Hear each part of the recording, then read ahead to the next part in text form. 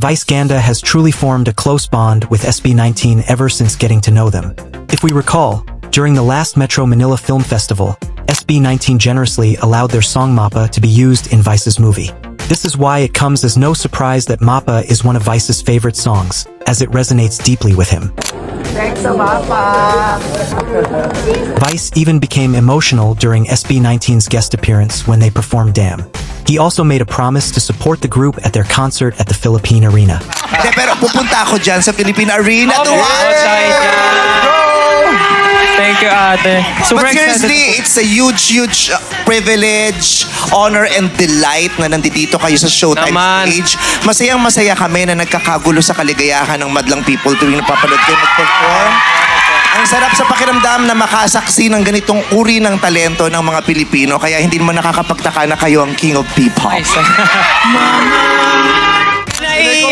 Bakit kumanta? Nakadikit na sa buhay ko tong SB19, lalong-lalo na yung Mapa. Kasi ang laking bahagi ng pelikulang bumago din ang aking karera. Kaya maraming salamat. Maraming salamat po, guys. Maraming salamat po. Anak ka! Ganito!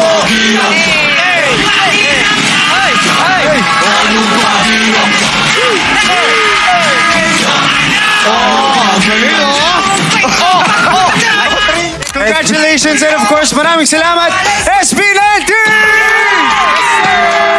Aside from being incredibly talented, the members of SB19 are also known for their kindness, which makes them even more admirable. What's heartwarming is that Vice is not the only one in the entertainment industry who has grown close to SB19. Almost the entire It's Showtime family has also developed a friendship with them, thanks to their genuine and friendly personalities. I truly hope that more well-known personalities will get to know SB19 and build connections with them so that their music can reach even more people in the future.